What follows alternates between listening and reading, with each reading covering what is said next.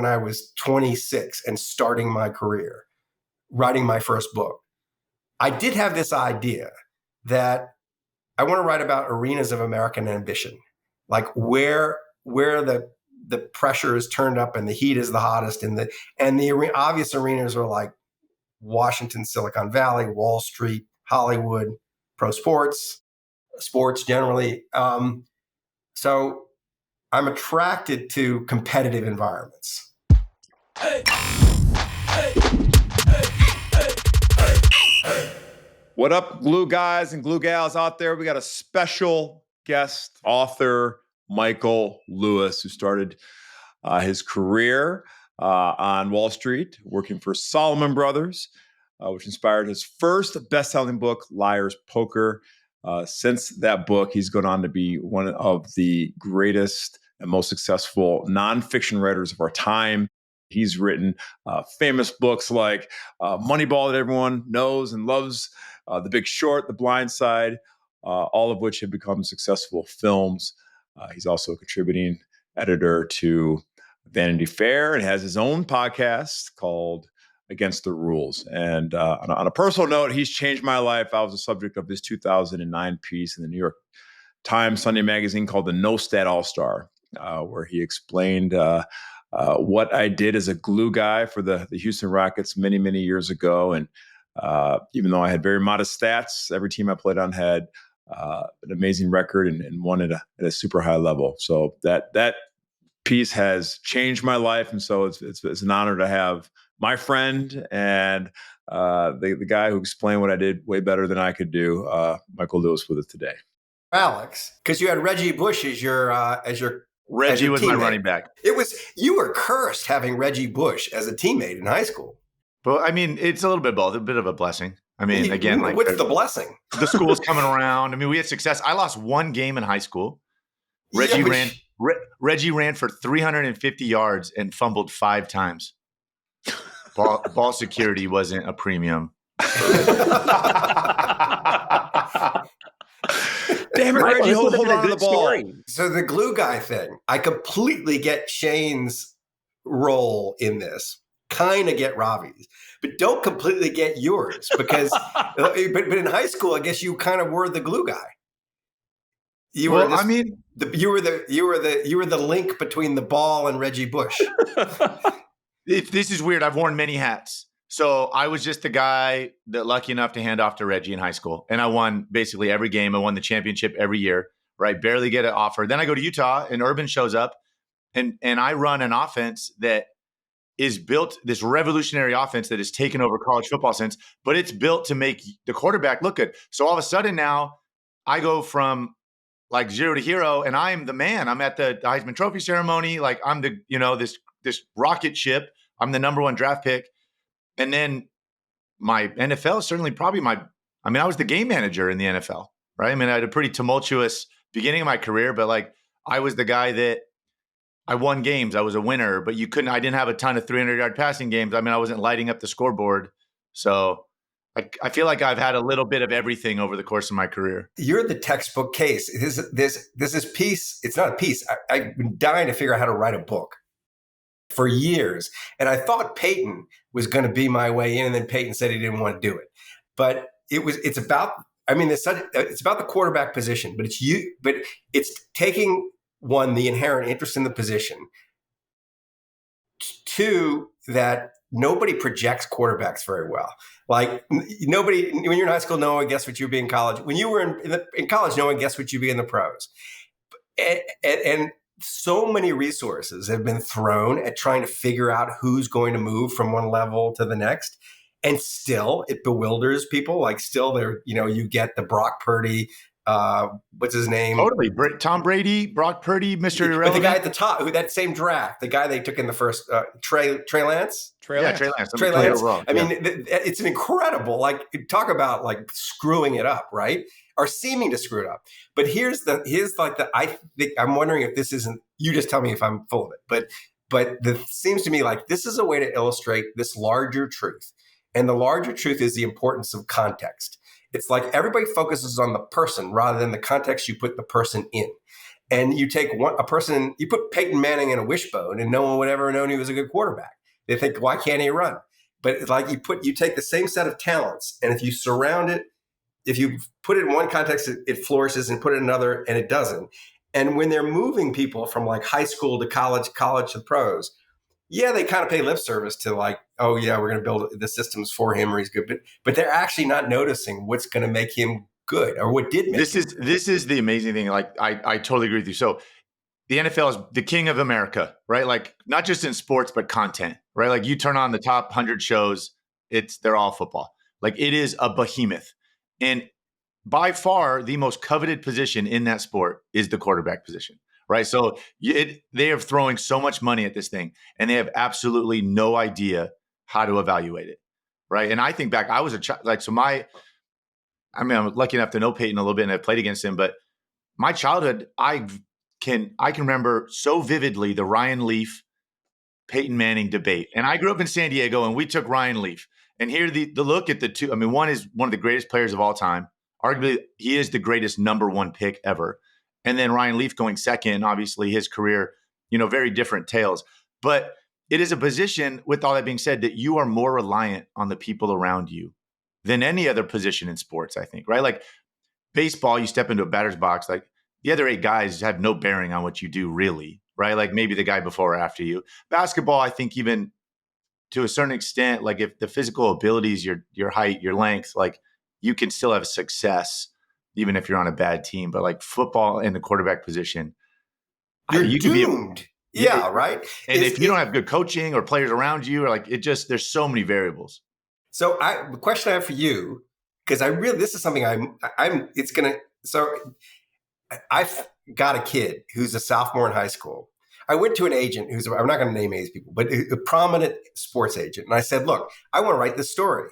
And I think I also want to, just to throw more, ingredients in the gumbo, I want to start with someone who's really young, because I also want to see how this is getting commercialized at a very young age, like 15-year-old quarterbacks getting these huge NIL deals kind of thing, which is happening.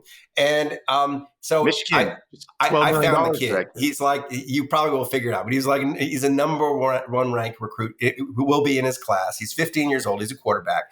And I'm going to go spend some time with him in January just to see if he can carry a story, or whether I can use him as a frame of some sort. And so I've been noodling this, but I wonder in your case, the whole world's telling you you're a certain thing when you're in high school. You're the guy who hands the ball off to Reggie Bush, and maybe you can get a date. But it's kind of like you're not a big time. Then you get to college, and the whole world's telling you you're big time and you're a Heisman Trophy finalist. And then you get to the pros, and then they're trying to figure out who you are, and they start labeling you in various ways. Does your sense of self change with that, or do you know all along who you are, and you think the world's dumb? That's my question. I wish I had a stronger sense of self through all of that. And I think the things like I've talked about with these guys so much is that especially once I became pro, Michael, I had lost myself in being the number one pick and the expectations that come with that, and trying to be perfect and living up to guys like Peyton. And I did not think that I was enough. Because the world has such an influence on what one thinks of oneself. Yeah. But Michael, the one thing, Alex, you should talk about this. I feel like even when the world said you were the man, you didn't believe that either, though, because I don't think you went all the way up. Well, it was only 2 years earlier, I got one offer. And then 2 years later, I'm at the Heisman Trophy and getting drafted. I mean, I was 20. It was such a crazy ride. And then, and I, like, Michael, it ate at me that I trying to justify being the number one pick. Like it never left and consumed me, that I wanted to make everybody like me. Right. And validate it.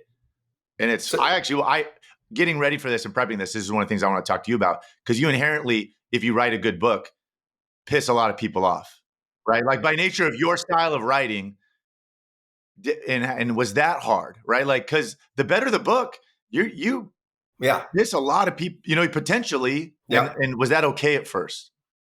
Are we now getting into that? Are we switching No, from? no. This is all. We can just keep it rolling. No, You no, can- because you It's can all keep- contextual, Michael. It's It's all not contextual. you. This isn't about It's you. all- It's it's about all- me. No, no, no. We can Michael, I keep- will tell you one thing. We're not going to let you get away with just asking us questions the whole Well, time. I'm just, We gotta ask but you I'm something. actually. Yeah. This is something this is close to top of mind for me right now. It's not what I want to write next, Okay, but so what- it's what the last question. Then I'll drop it. But I will answer that question. But I want to finish this thread because the question is, if I rewind the tape of your career and I give you a system in high school and no Reggie Bush, where the quarterback's the man and it features your abilities, and you're the best you in high school, you're probably getting all kinds of offers to go play in college and all the rest.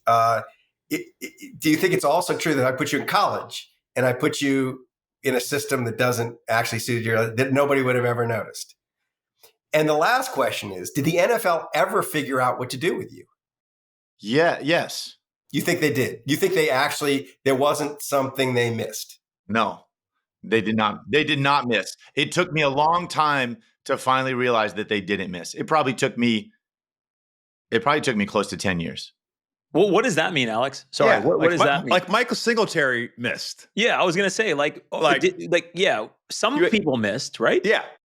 Missed. I'm referring to myself. It took me 10 years to know that I'm an NFL quarterback and I can play at this level. But that might be their fault, not yours. Yeah, that's what we're saying. If you had, let's say you had started out with Andy Reid as the coach, maybe take that. Yeah. Take somebody who actually knew how to use you, valued you. You're okay. I think, and then even buried in then let's throw another ingredient in this.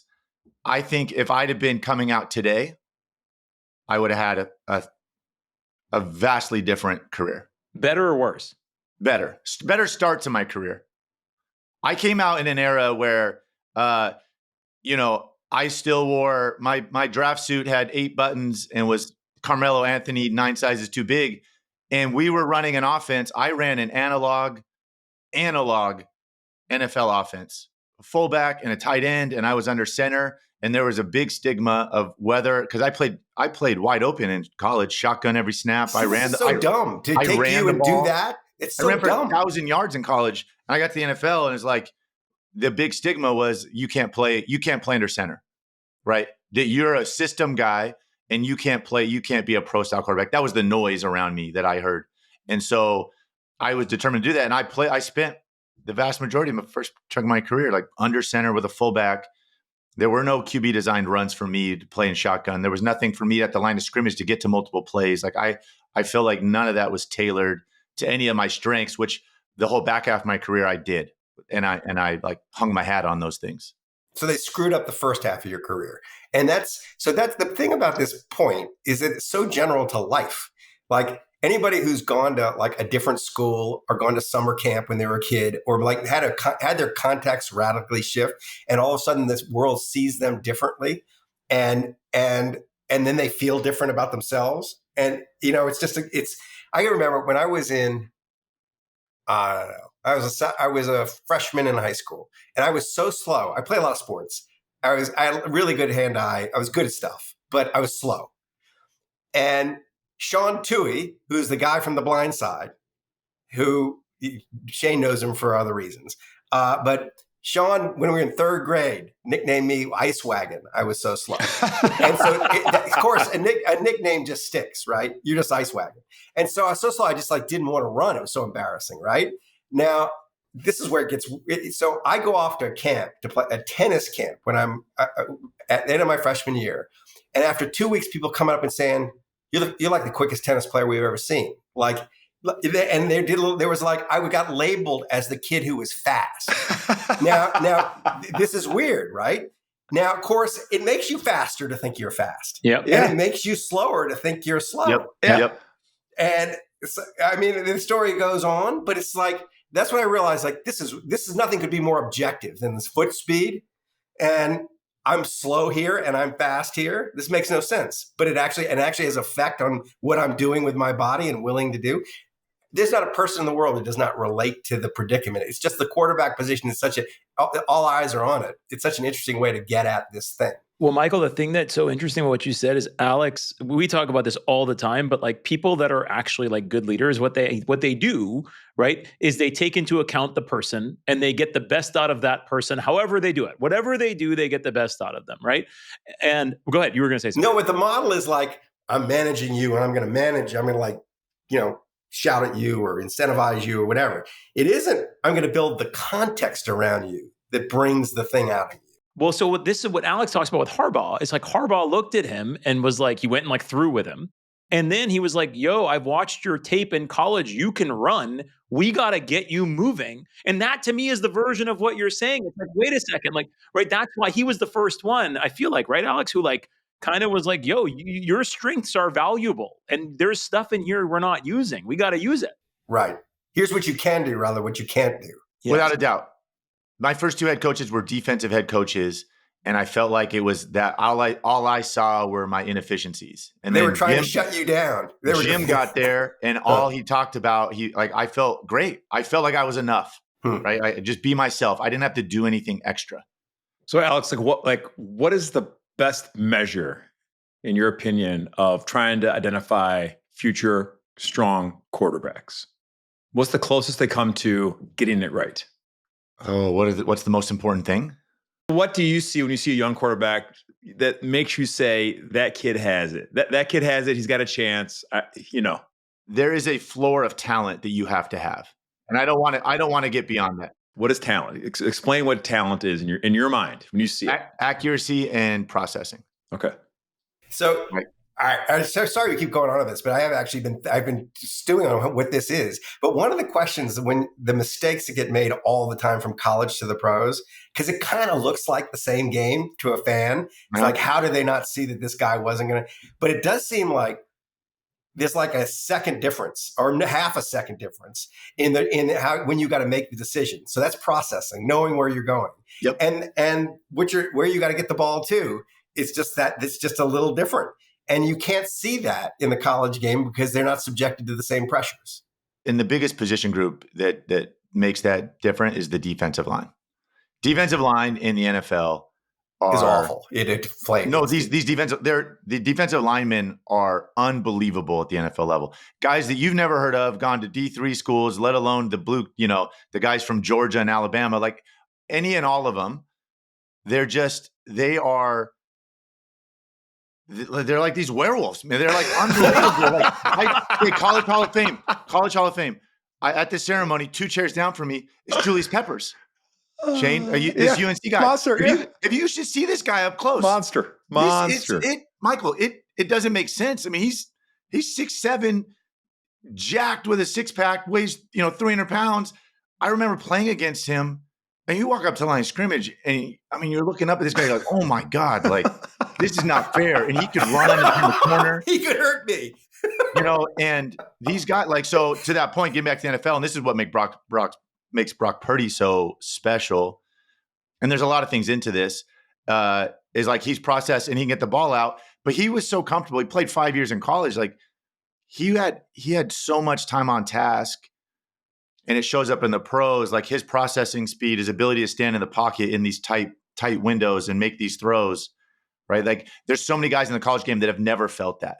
And then they get to the NFL and the NFL does a poor job of developing that, right? You either have it or you don't. But, so I think that's part of this. But you said the minimum floor. So you were answering Shane's question, minimum floor of talent, which was accuracy and processing. But then you were going to give the Alex Smith insight of like, no, but this is what really counts if you're looking for a quarterback. And there's a minimum of athleticism also, right? I mean, these guys are all good athletes. Yeah. Then I think within that, though, this is where you get into how a guy's driven. Because even Tom Brady and Brock Purdy and Peyton Manning, like from the first pick to the last pick, you're going to get humbled a lot. Like it is a humbling game, and you better have some shit to you. You see, but this is where, Michael, can I tell you something? This is where I actually think the take of if Alex had the urban offense in high school he would have been better off effectively, right? Where he gets to play wide and run. I actually don't think that's true, knowing Alex. I think the thing that Urban developed in you was or revealed in you was the toughness, which was basically like, I can do more than I think.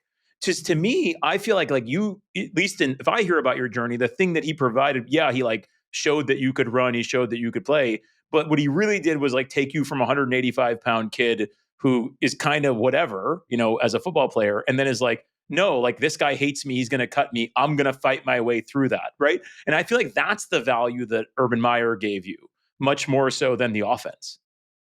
Oh, yeah, I don't disagree, for sure. And I guess that's probably, maybe it revealed it and it helped develop it, but I think that's what I'm talking about. You better have that to you. I mean, Peyton Manning threw 28 interceptions his rookie year. It is still regarded that's the record. And then you know what I'm saying? We talked to Steve Young, nobody's journey is easy. So I think you better have a resolve to you. I think to ever have a chance at success at to play quarterback in the NFL. All right, I'm going to stop asking about being a quarterback, but it's a great subject, and the book hasn't been written, but there's a thing to do that I just can't figure out quite how to do it. Last note on this, because there were all these Campbell Trophy finalists at the ceremony last night. So these are kids that are in college, right, that are playing. There were several quarterbacks there. In fact, Jalen Milroe won it, the Alabama quarterback. But these guys, and this is what was so different from my time, signing a pro contract definitely changed my life, and it had a lot of weight that came with that. These guys have been pros for a long time. And now, even since high school, I'm talking to them, every one of them's had an agent for quite a while. These guys, their lives, this isn't the college experience that we had, the poor scholarship check, just trying to make ends meet. This is something that they've been dealing with, and some of them since high school. And this kid that Michigan just stole, right? Who, from one of our neighbors here in Woodside, Larry Ellison's wife or girlfriend. Amazing story. Amazing story. The check, by reports, it's $12 million to stay in Michigan and go to, and he has nothing to do with Michigan. That's the thing that's so nuts. The wife does, though. Yeah, his wife does. Michael, guys, he lives 45 minutes away. It's completely reasonable. Belleville, Michigan is 45 minutes from campus. Larry Ellison. Yeah. Okay, so Michael, you're talking about stories that you developed. How the hell did you even hear of Shane? How did the story? Because No Stats All-Star is a big deal for us and for our podcast and our friendship even. And so, how did you come up with the idea? How did you even hear of Shane? It was really easy. Often I have heroic stories of how I found stories. This is not an heroic story. This was Daryl Morey got in touch with me more or less to thank me for getting his job. That he got hired by the owner of the Rockets to run the Rockets because the Rockets owner had read Moneyball, and he wanted someone who could do this in basketball. And Daryl was figuring out how to price the tickets at the Celtics or something. He was that kind of person at the Celtics. He wasn't really in basketball operations, I don't think, but he was thinking about these things. He was a baseball geek way back when. He was at Bill James. I think he even worked for Bill James one summer. So Daryl got that job, and he got in touch. And so it's been a friendship since then. It's like the beggar looking for the money and where the light is, rather than where he thinks the money is going to be. The light was there. He was going to basically invite me to come down and check out the Rockets. And so we just started talking, and I just asked him the question, who in basketball is the most misunderstood, undervalued in the whole league? Because you were running these numbers, you have a view. And he said, that's easy. We just got him, or I just traded for him. And it was Shane. So I was doing things for the New York Times Magazine. So it was easy to do as a magazine piece. I'm sure Shane thought it was bizarre when I got in touch. I remember I came and saw you in Michigan. What's he doing? But Shane is so easy to write about. I mean, I've been really lucky in being in colliding with smart athletes. The dumb ones are impossible to write about. They just are. They just are, and you can't do anything with it, right? It's I need them to have some view of their experience and have thought about their lives, and So Scott Hatterberg was that way in the Oakland. He was just like, walking literary material. And Shane was the same way. It took like 20 minutes to figure out this is interesting beyond interesting. Never mind the basketball. Because he was so aware of the situation. And then it was just like, how do you do it? And so then I asked him, like, who, when Shane guards him, has the least understanding of what's happening to him? And they said easy, it's Kobe. But they said none of them do. Shane actually said this too. None of them do, because none of them can imagine that Shane Battier is stopping them in any way. And they often leave with garish numbers, but they got them very inefficiently and their team lost, this kind of thing. But Kobe was the answer to that question from the Rockets front office. There was there were a couple of others who were candidates. And so it was just frame it with a game. But that piece, and it was just a piece, but the idea is like book level worthy. If you look at what makes that piece, it's the way Shane talks about his experience. It opens with the clock running down right before they are about to take the court. And Shane's like, it's all bullshit. Everybody's pretending to be friends with each other. Nobody likes me. Nobody says that. Like none of the platitudes that come out of, I'm excited for the game. I got to get up. Shane is like in the back having a cup of coffee because he's bored with having his name called out and doesn't think anybody on the court likes him anyway. And he doesn't want to pretend to be friends with people who don't really want to be his friend. And it's just like, wow, it's just real. He was completely honest. And then the details, it was a long time ago. So it was the analytics at the time were probably really crude compared to whatever they have now.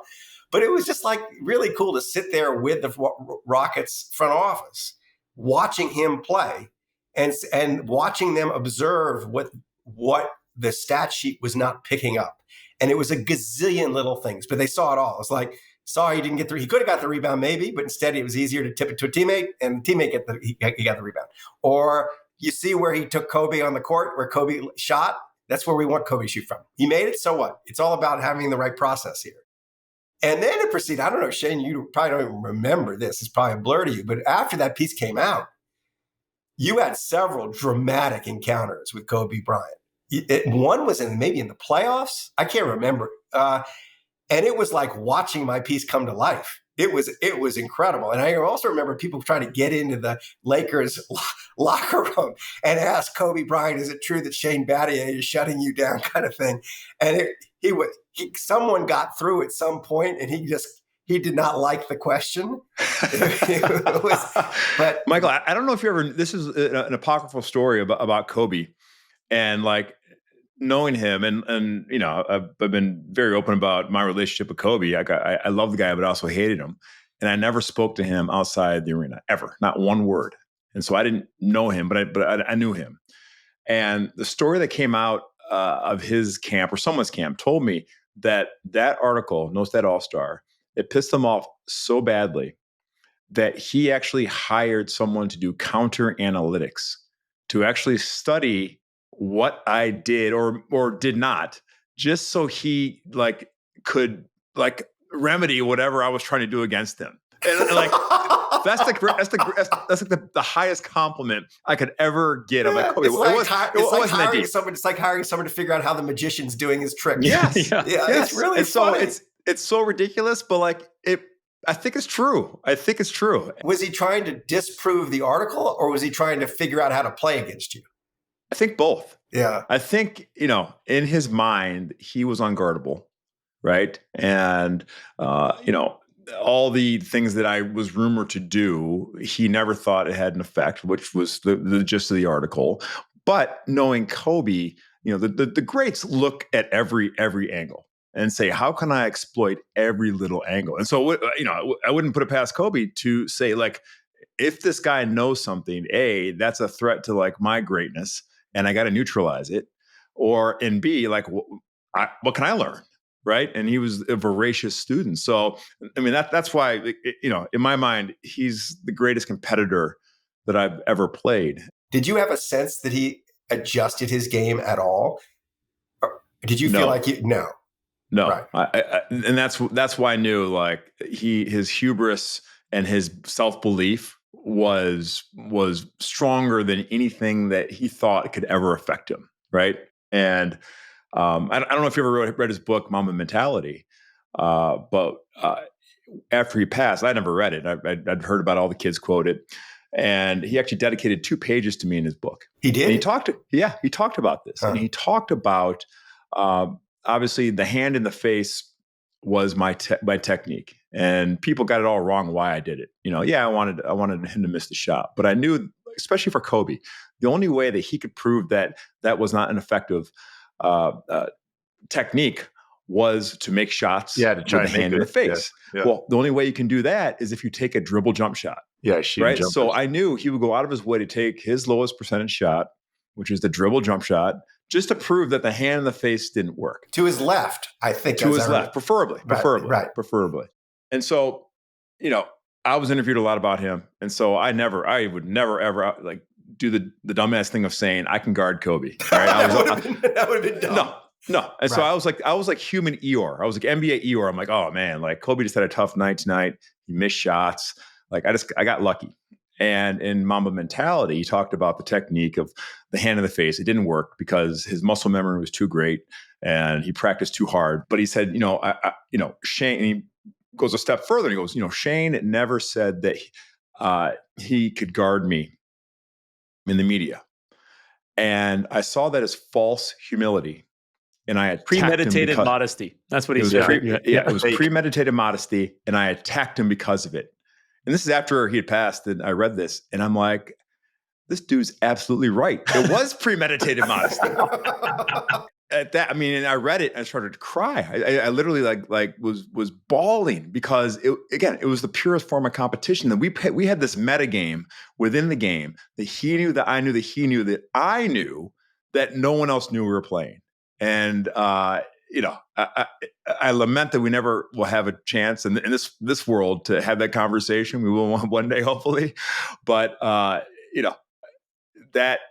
it made my career, Michael. It really made my career, and just beyond the winning and all that stuff, just to have a matchup, a foil that brings the absolute best out of you, and that's what Kobe Bryant means to me. And I didn't like him. So it's an amazing, thank you for allowing me to have that journey and have the purest form of my journey with Kobe. So I learned this from Moneyball, but I didn't come to writing about sports until I'd been writing books before. It was a little bit of a jump for me to write about sports. And it shocked me the effect you could have with a piece of writing in a world I just would assume would be oblivious to anything anybody wrote. If I was playing in the NBA or the NFL, I just wouldn't pay attention, I think. I don't pay attention to anything anyone writes about my books. So, I just don't. It's like they don't know anything. I know they don't know anything. And so I would have thought if I were, a professional athlete, I'd really know that some guy who's writing something doesn't know anything. And you would have no effect whatsoever. I always thought basically the motive for writing Moneyball was my own amusement. I didn't think I was going to change the game. It's shocking the effect you can have with a piece of writing on a sport. Just shocking. And that the idea that Kobe Bryant would either read it or hear about it or hear from someone who'd heard about it that even got to him, and that he had any kind of response it's bewildering to me. It is bewildering. I think the unique thing from my perspective on that is that in the sports world, you're right. I could tune out a columnist like no other, right? But that's what we've been inundated with, right? The beat writers, the columnists, that's the only form of writing you ever hear about. Now, obviously, it's even transferred to TV, right? It's the same thing. Your aspect of writing is so different because I think it's trying to get to a different level, like the human side of it, right? And you're telling these fascinating stories. So even this matchup, and I think the nuance of it with Shane and Kobe, right? And what makes Shane great. I just think that it comes at it from a different angle, which is why I think it is fascinating. It goes to even Moneyball, which is in a roundabout way, even Glue Guys, right? It's the same thing. It's this, I know there's a lot of aspects to Moneyball, but it's a lot. Well, big thing that's going on with Shane and is going on with a Scott Hatterberg on the Oakland A's, but a whole lot of other players is you're basically, and the fun thing to do with the reader, though you wouldn't have thought an athlete would respond to it, is you're saying you watch this thing every day and you're not seeing it. You're not seeing it. Like there's this, you're hearing them tell you what it is that you're seeing. You're seeing what you think you're supposed to see, but there's this whole game going on that you're not seeing. And there's a power to that. But I thought the power would be almost exclusively like with the fan. Oh, now I can watch Shane Battier play, and it's going to be that much more interesting because I see what he's doing. It is so cool. It's so much more fun to watch you. Not that you weren't fun to watch play, but it's so much more fun to watch Kobe get to the like left elbow and jump off a dribble and take a jump shot, and you go, God, it's like he willed it because you know exactly that's where he wants to be. You want him to be. So it's just like it just adds a dimension to the pleasure of the experience. The cool value of this for me, and both Alex and Ravi have experienced this. We've actually done joint speeches just on like kind of the thought and the meaning behind No Stat All-Star, right? And I'm continually shocked by people around the world who come up to me still to this day and say, "Thank you for telling my story." I live in the 98%. Outside of the spotlight. I don't feel I'm seen. I know I contribute. And so when I was reading this story about you, it was like you were writing about me, and thank you. And still to this day, Ravi and I did a talk together in California this fall, and we talked about the themes of leading from the middle and leading from the outside and leading outside the spotlight. And more people come up to us. And so it's a timeless message. It's an unbelievable message. And it's a basketball story. But at this point for me, 15 years later, it's really a story about being seen and still being part of a team and contributing member. And it's mind blowing. Still to this day, that it's a really timeless message. Michael, don't you think it's similar to your coal miner story? Oh God, you saw the coal miner story? Well, don't you? But like not being seen, isn't that the epitome of it? Like these. It's the public servant story for sure. It's the public servant story.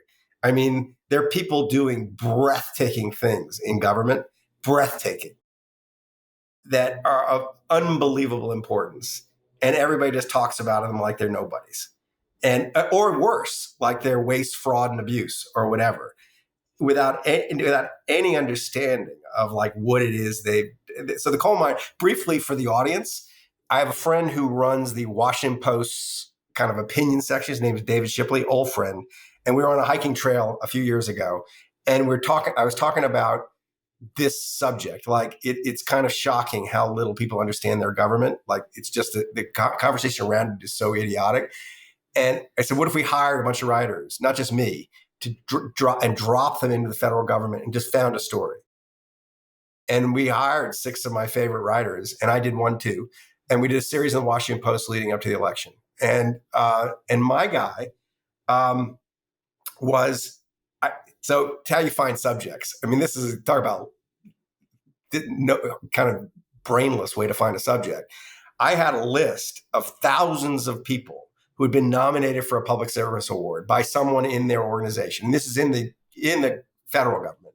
And like, there was no way. And this list was a list of the nature of the awards. They never really even highlighted the person. It was more of the work. So you'd have some name and they'd be like, I don't know, they're in the IRS and they fix the computer system. And there was nothing to grab onto. And there was a guy on the list. He just said, Christopher Mark solved the problem of coal mine roofs falling in on the heads of coal mines, which have killed thousands of miners in the last 50 years, something like that. And then it said at the end, a former coal miner. And I thought, there's something here. Like, he's like, grew up in West Virginia. His dad was killed by a falling roof. So there's something. How does someone get out of a coal mine and figure out how to solve what is clearly probably a really complicated problem? And who knew? Like, who knew thousands of people were killed by roofs falling in coal mines? Turns out that's the most likely way to get killed as a coal miner, has been forever. And terrifying, of course, too. So I call him up, thinking I'm going to get like West Virginia dude who has some harrowing story. And he's read Moneyball. and he's like, he knows who I am right away, which is a great advantage. And he says, I start to like what I want to hear this story. And he's like, he was shocked I was calling him. He says, no. He says, my dad was a professor of engineering at Princeton University. And my story is very different from how you imagine it, which ended up just being great because I hate to go on about this, but I'm going to go on for just a little bit. His dad, who he would rebelled against, he'd grown up in the late 60s, 70s, Vietnam War kind of era kid, left-wing protest kid. His dad was an engineer who had developed an expertise with stress testing, mainly metal objects. So the Air Force used him to test fighter jets to make sure the design of the fighter jet was such that, if they flew it at a certain speed, the wing wouldn't fall off. He had this mechanism for sort of seeing stresses in objects. And at Princeton, someone suggested to him he use it to test this Gothic cathedrals. Like, why is it these Gothic cathedrals' roofs don't fall down? And he did. He built these models of Chartres and Rennes and all these other cathedrals. And he showed the dad, this is the dad, like what was holding the thing up and what was just decorative. And he could predict from his models, like if he went to Chartres, he could point to the stone that was eroding because it had too much pressure on it. And it was it was unbelievable what the guy did, the dad. And the dad got a little famous. The son and the dad collided when and the kid said, I'm not going to be my dad. The son, my subject, could have gone to Harvard. The dad wanted him to go to Harvard. He said, fuck you, I'm not going to college. I'm joining the working class, which drove his dad insane, which is what he was trying to do. He goes and joins the working class and ends up, after several years, actually working in a coal mine in West Virginia and seeing like, Jesus Christ, the roof's about to fall in everywhere. It's terrifying. He gets a little bored with it after a year, goes back all by himself to Penn State and gets his degree and gravitates towards this problem of how do you prevent the roof from falling? So all this is true. I put it to the kid after this guy telling me his story on the phone. I say, oh my God, you thought you were rebelling against your dad, but you just became your dad. And he says, no way, bullshit. He says, no, that had nothing to do with what my dad did. And he was like incredibly defensive about and I said, wait, I'm sorry.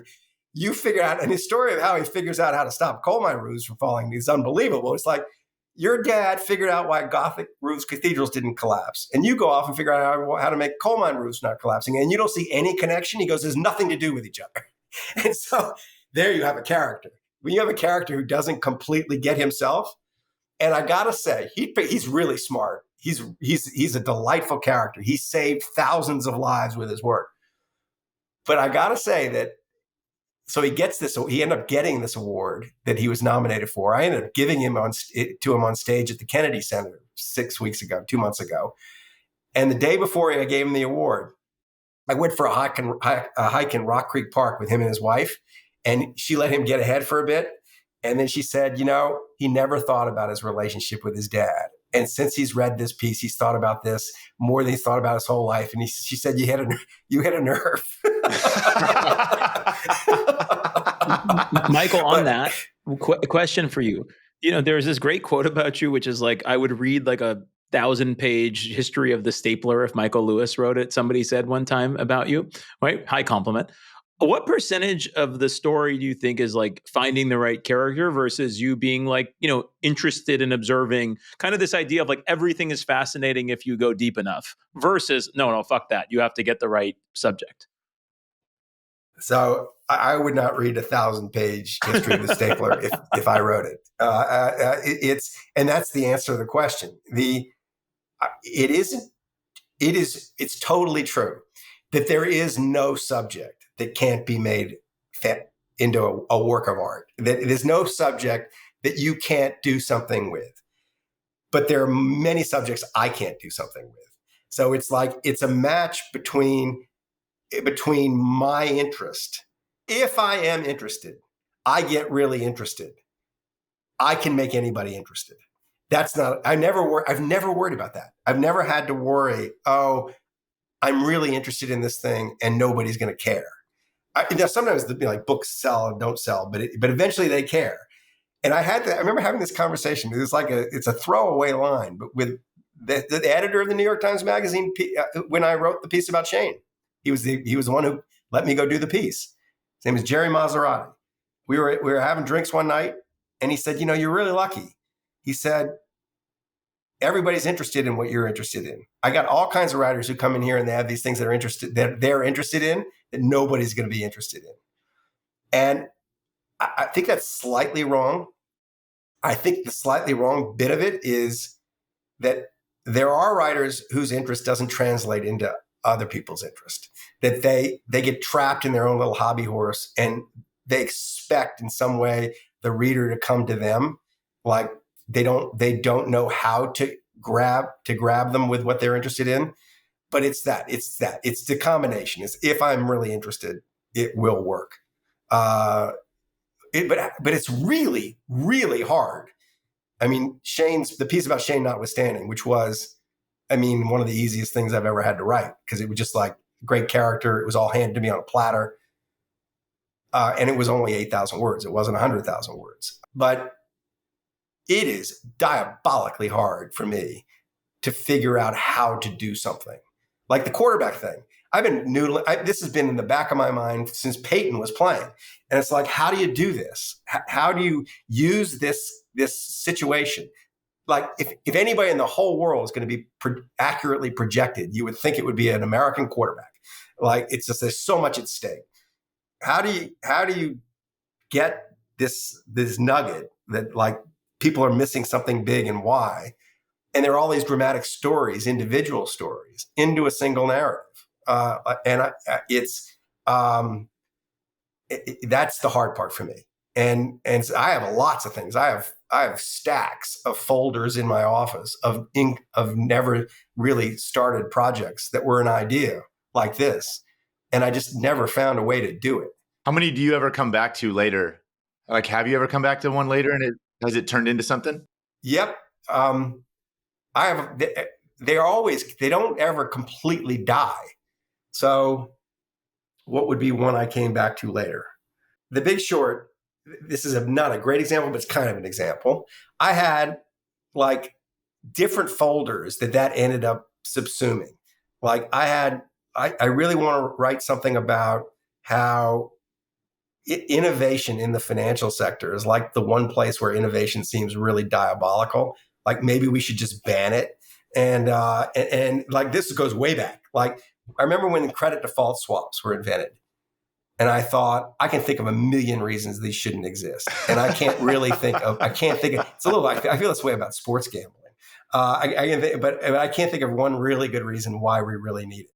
And so I had folders like that, and when I realized, there's this story to tell about the financial crisis, and it's really simple. It's like, guys, some people made the right bet, and some big institutions made the wrong bet. And through the people's eyes, the eyes of the people who made the right bet, you can drive a narrative through this. All those kind of folders, those ended up slotting into it. That kind of thing happens a lot. I don't ever completely give up on them. It's like, it was interesting. I just haven't figured out how to do it. Figuring out how to do it it's just really hard for me sometimes.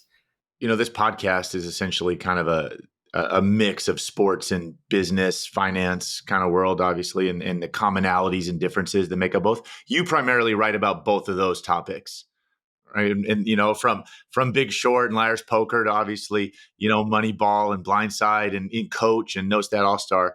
I would just love to hear your, like, why? What is it about those two things that you find intriguing or you're curious about? Just as a footnote, one of my favorite, I wrote a book about COVID called The Premonition, and I wrote a book about two Israeli psychologists called The Undoing Project. I wrote a book about fatherhood. It's like, I'm kind of all over the map. I wrote a book about the federal government, The Fifth Risk.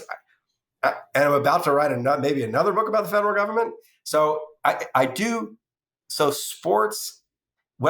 If you took me back to when I was 26 and starting my career, writing my first book, I did have this idea that I want to write about arenas of American ambition, like where the pressure is turned up and the heat is the hottest, and the obvious arenas are like Washington, Silicon Valley, Wall Street, Hollywood, pro sports generally. So I'm attracted to competitive environments. I was always, as a kid, incredibly competitive. In a pretty clean way, but like my whole childhood was sports. Like I thought I was going to be a professional baseball player till I was like 18. And it was a preposterous ambition, but I thought it. And it was, it's what I loved. And so the sports stuff is easy to explain because just, I had it baked into me somehow. The money stuff is more accidental. It's that I just lucked into this job on Wall Street when I was 23, and it was incredible material. And I wanted to write a book, and that was obviously a book. And once I wrote was Liar's Poker. Once I wrote Liar's Poker and it sold a gazillion copies, I had a hall pass on Wall Street and could go anywhere I wanted, and stories come into me because of it, and people are expecting it. And so it's a ready-made audience to do lots of things with if you're kind of near it. So going Infinite or Flash Boys is a way to get to that audience with different kinds of stories because the audience is there almost. With the sports, I feel increasingly, especially with the polarization, with like the way people are creating their own realities, and if people suspect that like you hate Trump, that they won't read anything you write, or if people suspect you love Trump, they won't read anything you write. That with sports, you can kind of sneak into people's lives and into their minds. They're open to it. It cuts across the culture. So if you can find, even if the story is actually about something else, like the piece about Shane is about something else, if it seems to be about sports, you can like break down people's resistance. Oh, I'm not reading this book by a Berkeley liberal kind of thing. I'm reading a book about basketball, or I'm reading a book about football. And I'm just much more comfortable. I love that. I love the initial openness it creates with the audience, with the readership, to have sports as the text, whatever the subtext is. Because I let all stuff in. I don't have little boxes I put people in. Arenas of American ambition. Let's go. That's it, right? I mean, you happen to pick a couple of places where those sports and finance happen to be two places, but then all the other things you write about, they could be described as arenas of American ambition too. That's true. That's really cool. I never heard of that before. I live prepared to be excited about something completely new that I've never written about. And I avoid pretty violently writing the same thing twice. Like, it feels like I've done this before. I just lose interest. So it's just sort of like, you could write a million. You could get the whole world into sports books. You could find everything in sports, kind of thing, and you could probably get a lot of the world into books about the world of money. That you can get that's just the text kind of thing. Whatever's going on underneath the text is got to feel kind of original. When I sold Moneyball, I sold it as 2 books, and there was supposed to be a sequel, and it was about the guys they drafted that year. I was hanging out with the Oakland A's because they'd done it for the first time. They basically ignored their scouts, and they drafted without just pure algorithm, like the first 10 rounds, and they had 7 first-round picks, so it was like a bunch of guys. And I got to know each one of those players better than I got to know you for that piece I wrote about you. I spent 2 years. I was in uniform with the Midland Rockhounds in Midland, Texas. I was in all over the minor leagues, and I couldn't figure out. I thought I knew what I was writing. I thought I was writing how this science experiment and / this idea about using analytics in sports was going to play out, and that it was going to progress over time, and I was going to watch it through these characters. And each one was a little science experiment. Each one was a hypothesis. And under me, or around me, the whole world woke up to analytics so loudly that I wasn't going to add anything to it. It just vanished. There was nowhere to go with it. So I wasted 2 years working on a book that just never happened. I never even tried to write it because I just didn't know what it was. So that happens. Like there are bad stories. Like it doesn't always work out. There's a price to pay for not knowing what you think, or not having an opinion that you impose. The typical way of doing a story, and you've been on the receiving end of this, probably all of you, is that someone has an opinion about you, about the situation, about the team, and they're coming to you for a quote or something to fill in the opinion. They already know what they're going to write. They're not there to learn anything, right? They're not there to learn anything. That to me is the worst. I've never done that in my life, and I never will. I'd rather shoot myself. I'd rather be a janitor. I'd rather do anything. It's just awful. It's with the richness, the fun is like, God, this just seems interesting. Let's go learn why it seems so interesting. Let's just go in and ask questions and watch and hang around and get to know the situation and figure out what it is that's going on here that's attracting your interest.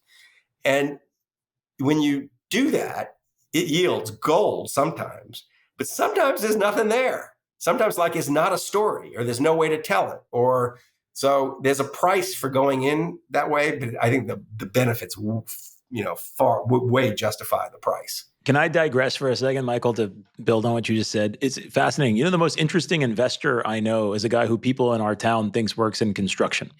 Okay. And so it's a guy that Alex and I both know, right? His name is Judd Weiss. You're going to have to explain. I'm going to explain it. I know what you mean. I'm going to explain it. His name is Judd Weiss. Okay. And he's a quiet guy. He's an awesome guy. Great guy. But if you ask people in our town, we live in this little town, everybody what does Judd do? If you got an answer, they'd be like, he works in construction. Do you agree with me, Alex? Yes. Okay, yes. Great. So one day we're driving to a soccer tournament or something. I was sitting with Judd. I was like, hey man, can you tell me what you do?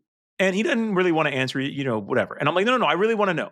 And it turns out what he does is he does not work in construction. What he and his father do is they find incredibly rare construction equipment. Okay.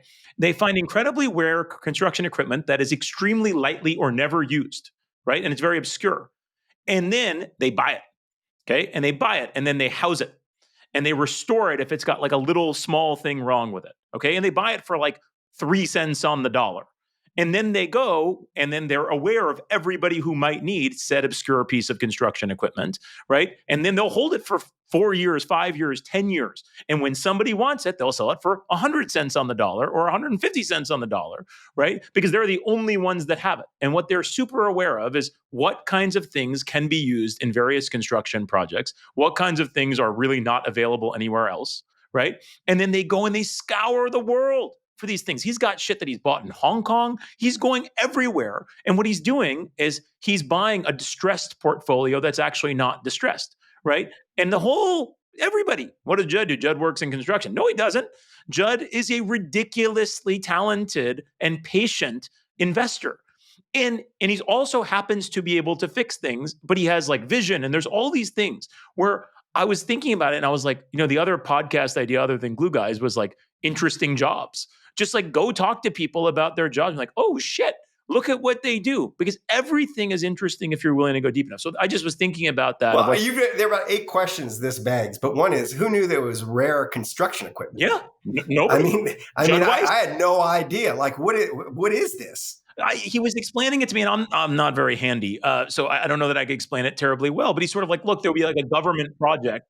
Yes, he's there's a government project that it needs to move some specific piece of earth, and it's a purpose-built piece of equipment for that thing, and the government will use it once. And it's not to shit on the government. It's just for that project, they'll have one of those things, and then at the end, it's going to well, I don't know, what are we going to do with this? We just got to wrap it up, I want to meet this guy. I'm sure he would love to meet you, and you'll have but to. I want to go see the equipment. I want to see what this is. That's intriguing. But then the second question is, how did it ever occur to him? That's I think his dad. His dad. But how did his dad figure this out? I don't know. And if you meet Judd and you meet Pa, which is what everyone calls his dad, Pa, you're going to have a great time. I can promise you that. It's a good idea for a podcast. It's a really good idea for a podcast. Thank you. These guys were shitting on me for suggesting Glue Guys. I'm glad they know that. Rhymes with the general theory I have that a lot of people who have unhappy lives are going through the world without thinking, how do I make myself useful? They're thinking how does the world make me happy or whatever. But if you go through the world looking to be useful, it's amazing how many things you can find to do. Yes. Like maybe no one will pay for you for it right away, but they'll pay you for it eventually because it's useful. And like, it makes you wonder why there's unemployment in a funny way, because if everybody's looking to be useful, you'd find something to do. And but people don't think that way. They don't think, how do I be useful? I had this thing, I was a thought experiment. I was thinking about this yesterday. I was flying home from DC and I got to the airport and I thought, it's a weird thought, but I thought, I wonder how many people I can be useful to before I get off the plane. And it was amazing how many little things you could do. I mean, helping people with their luggage, the little old ladies who can't get their luggage into the bin. If you're just looking for them, you find a dozen of them. If you're not looking, you don't see it at all, right? I was just thinking, if you filter the world that way, you see the world in a completely different way. Well, you should know something, Michael, which is that when I first came in, well, when I talked to you about it the first time, I was sort of bracing myself because you're like an honest person to be like, that's the dumbest idea I've ever heard. And when you said like, no, I like it. I like it. I like the name of it. And, I would come on it. That was like a big day for the three of us, of a text message back of like, hey, Michael thinks this is a good idea and he likes our title. I do think this crossing in and out of athletics, pro athletes are increasingly just so in their bubble. When I think about pro athletes, like, why don't I ever see them on the streets? I feel like they're all living in some gated community somewhere, and you see them only in the arena. And mixing them up with the wider world in different ways is a really interesting thing to do, current and former. And on the money thing, I would have thought there would be a huge interaction between pro sports and the VC community. Like, if I were a Golden State Warrior, one reason I would be a Golden State Warrior is so I met all the venture capitalists in Silicon Valley. And so instead of I'm getting paid $40 million a year, I don't need $40 million a year. There's a smart way to do this. And those people clearly are a smart way to do this. And if I'm here, I have access to it. I'd have thought that would be part of a recruiting tool, a kit. Is it? Oh, I mean, the Warriors have full access, I think, to the Kleiner office. At least they did at one point. Yeah. So there. I mean, but this is the only place in the world that it happens, Michael. So for me, I mean, I played for 3 teams, West Coast, Midwest, East Coast. And from an alumni standpoint, the former Niners by far do the best. And it's all from proximity, right? To being here and everything that goes on around here, and they end up staying here. And when we had Steve Young on, who's a partner at a private equity firm, and Harris Barton and Ronnie Lott and Joe Montana, these guys have their own funds, right, and are investing and have transition, but it doesn't happen anywhere else. But why isn't word of that spread? I think that's a good point, because like I think that the opportunity is certainly there and proximity is a big deal. I can tell you that from the VC side, it's just there's a big difference of the person that wants to learn it versus wants to just get allocation, sort of like, I'm an athlete, give me allocation. It's like, no, this is a really competitive industry, man. That stuff is guarded like gold, allocations and good investments. And so I think the people that want to learn, right, they are brought in and it's like, absolutely, let's do it. But then there's some people that aren't really all that curious and they're sort of extractive. Maybe put it this way, Michael, think about your logic of like, how can I be useful? I think that there's a different reaction to somebody who wants to be useful versus wants to be extractive. Wants the handout. Yeah. And I think it's just different, Yeah. I just think back I remember about the time I was writing that piece about Shane, I was asking Daryl Morey about how he thought his players were handling their money. And he kind of rolled his eyes and said, we're not really supposed to have those conversations with the players. But he said, I'll tell you one conversation I had. And it's stuck in my head. I can't remember who the player was. He probably didn't tell me. But it was someone who got a pretty big contract. He was really young. And Daryl asked him, they're just shooting the shit, like, what are you thinking about, how are you going to invest this or whatever? And the guy said, a friend of mine told me, I know exactly what I'm going to do. I'm buying gas stations. And he said, what do you know about gas stations? He says, my friend says it's a really good investment. He says, he thinks the price of oil is going up. And Daryl says, I don't think that's how gas stations work. And the guy said, oh, well, what would you do? And Daryl explained to him a low cost index fund in the stock market, really explained it to him. And like you get a basket of stocks, you didn't no risk and all the rest. And the guy listened and he looked at him at the end of it, he said, "That's the craziest shit I've ever heard of. I'm buying the gas stations." I would say the sophistication of the athlete is much greater than when Alex and I entered the pro ranks, right? There was no one talking about money. Maybe you invested in a bar, right? And that was the conversation in the locker room. The kids now, I joke that I showed up my first day at Duke with a trunk and a backpack, and kids show up today at Duke with a business plan, with a brand strategy, with a social strategy. So level of sophistication a little better. And so I think the financial education is also a little more sophisticated, much better than it was 20 years ago when we came in the league. How would you have played it though? How do you think do you think you would have ended up at Duke? Oh, 100%. 100%. Oh, you do? Oh yeah. 100%. And I would have leveraged that network much earlier, much better. And so yeah. What is you now getting paid to go to Duke to play basketball? What is that kid Duke? Well, what's his name? The new guy. Duke is different. They, like SEC schools, have a much larger NIL budget, and so it's kind of weird. Like Duke and I would say UConn, and they're not as large as SEC schools. SEC is legit, right? So you don't think you'd have jumped for the money in the SEC schools? No.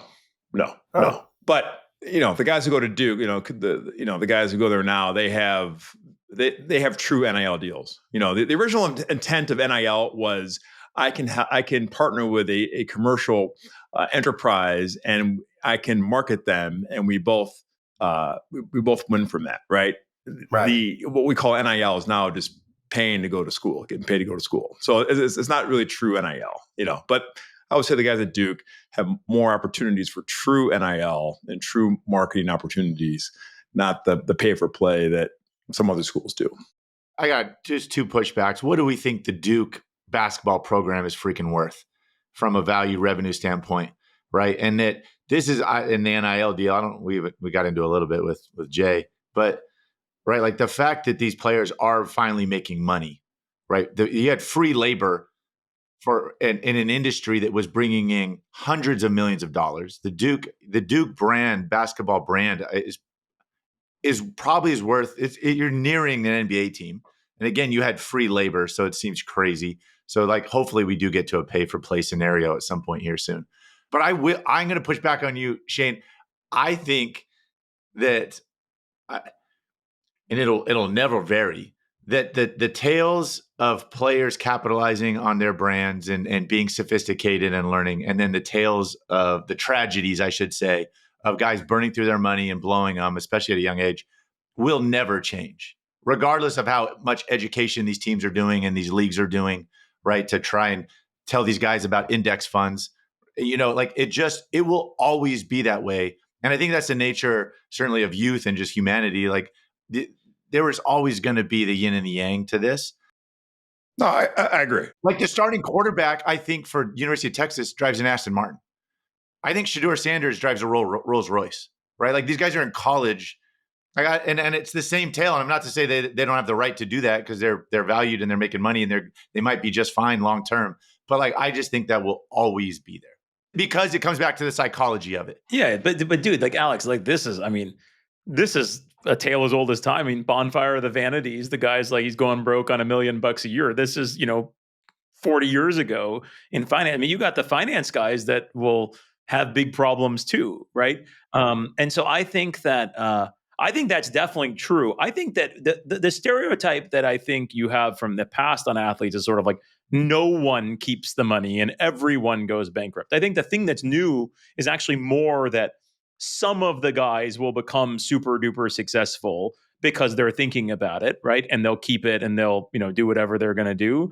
But I definitely think that, like, you give a lot of money to a 20-year-old, right? And it's so weird because you only earn it for such a weird period of time. I mean, yeah, like, people are going to go bankrupt. I think the stats are changing because some of these players are finally earning generational money, right? Like 30, 40 years ago, they were still getting out negotiated by the ownership, and certainly sports and live content are even more of a premium now. So the market's even bigger for these athletes. right? And like, so you get the Soto contracts, you get Patrick Mahomes signing for, $500 million. You get guys, I think, knowing their value. So I think to your point, Shane, maybe getting to that and being able to capitalize better off of it. We appreciate it. You are someone that we all love. And so we really appreciate your time. Thank you. Thanks for having me. Thank you, Michael, for changing Yeah, my all life. right. So much. Thank you. See you down the road. Hey.